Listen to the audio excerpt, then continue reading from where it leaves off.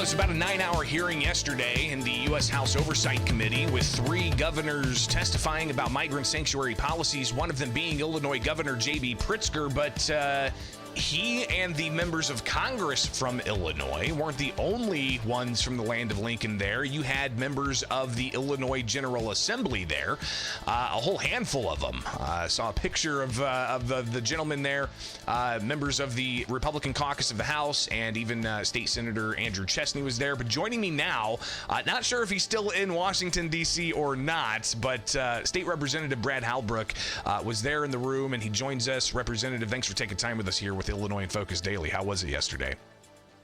Great, Greg, and thanks for having me. It was an interesting experience. I had never been to a congressional hearing like that before, watched bits and pieces, on the video stuff in the past, but it was kind of an unreal experience to be there, let alone that the governor of our state was there along with 2 other governors, and to witness that unfold and the subject matter that they were discussing was an interesting day. So what's your major takeaway from what Governor J.B. Pritzker had to say, and with some of his opening comments, right? I mean, he was talking about the need for comprehensive immigration reform, and seeming to try to say it's all the Congress's fault for not acting on that, for what happened over the past 4 years with millions of people coming across the border and being shipped to a city like Chicago.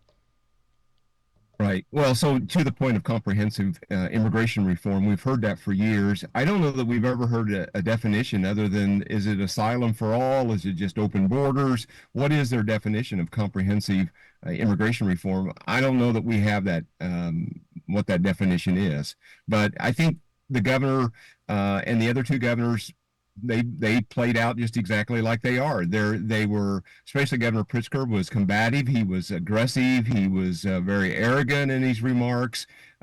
Just had his kind of talking points. He stuck to them and continued to double and maybe even triple down on some of those.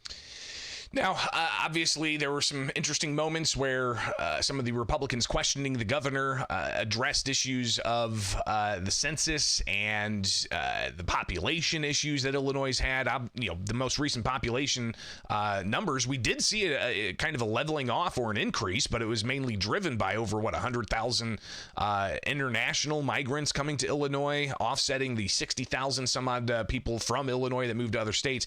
The governor seems to just continue to push back on those migration numbers. Is he in the right or the wrong on this? Well, again, we've said it for a long time. The governor is a population denier.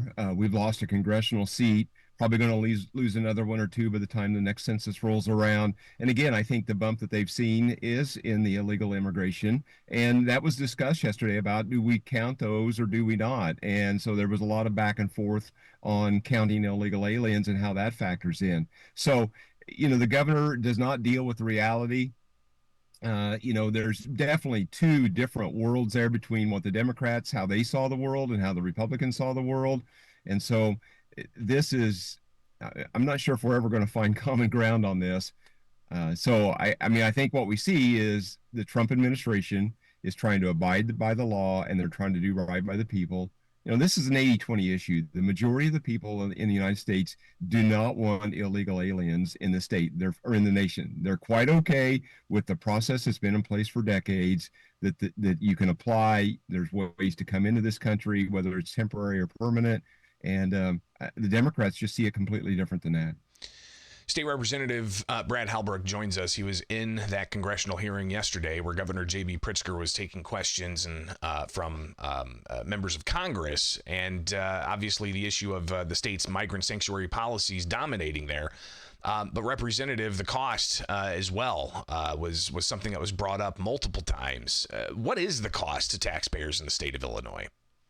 Yeah, so we know there's at least $3 billion plus that we can identify, just on the healthcare and the 2 different HBIA and the HBIS programs. There's at least $3 billion plus over the last few years to that. We see continually in the budget, $40 million for this welcoming center, $20 million here, $30 million there. All these things add up. But I didn't hear the question or the response, but I believe it was asked of the Governor Pritzker about the cost. And I think he responded he did not know what the cost was. But it's pretty easy that we can see what the healthcare stuff was, and we believe that to be $3.2 to $3.5 billion. So it's a cost, and Greg, you've reported on this. I mean, every year we've seen $1 billion plus tax hike. The governor's grown the budget by nearly $17 billion, nearly 40% since he's been in office. And so we wouldn't have to have $1 billion tax hikes if we weren't funding a population of people that are not supposed to be here. Talk about the law enforcement aspect here and the impacts to law enforcement of what the policies are in Illinois of the Trust Act and a Way Forward Act, limiting their ability to communicate to federal immigration officials if they even know somebody's in the country illegally, because apparently they can't even ask about immigration status either of criminal suspects or anybody they come in contact with. But just what are you feeling from the law enforcement community? Are they supportive of these measures? Do they feel like it's hurting their ability to actually hold criminals accountable? Yeah, they're not happy. They've had to uphold. They've got to abide by the state law, but then there's this conflict with federal law and dealing with ICE, and so they're conflicted, but they have to uphold the Illinois law, and it's putting them in a tight spot. It's a spot that nobody wants to be in. It's not an envious position at all, and so they want to see the changes. However, they're bound to uphold the Illinois law, and that's what they must be, what they must do. Again, talking with State Representative Brad Halbrook here, an Illinois member of the General Assembly who was in the hearing room yesterday in U.S. Congress, the U.S. House Oversight Committee. Final question here for you, just to hear your reaction to what some of the conversation was about the protests over in L.A., what we could possibly see in Chicago this weekend and across the country. You've had Chicago Mayor Brandon Johnson say that he wants Chicagoans to resist. You've had Governor J.B. Pritzker saying people need to stand up and speak out, get the bullhorn out, and using even what some consider even more divisive rhetoric. Yesterday, you had members of Congress essentially equating the Trump administration to the Gestapo, to Nazis. How do you see this playing out and some of the rhetoric that's been used on both sides of the aisle here when it comes to the potential for civil unrest getting out of hand? Well, it's not helpful.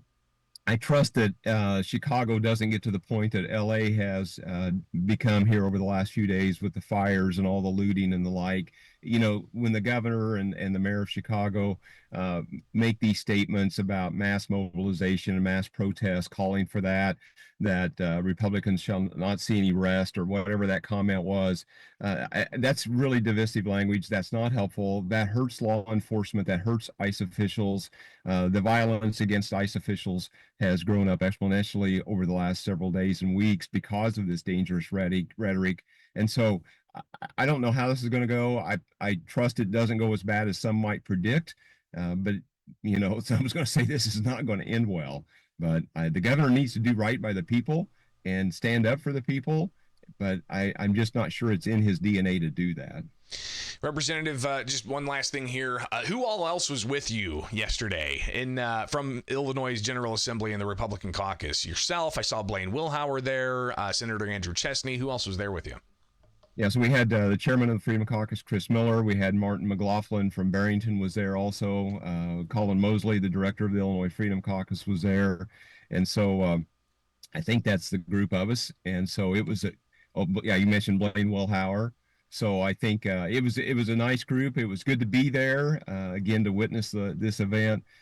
And so anyhow, we were excited to be a part of it. And Congresswoman Mary Miller is a gracious host. Her team helped us throughout the entire day.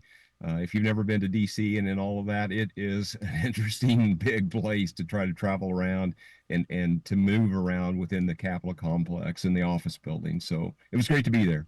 Especially with all the security, I would imagine.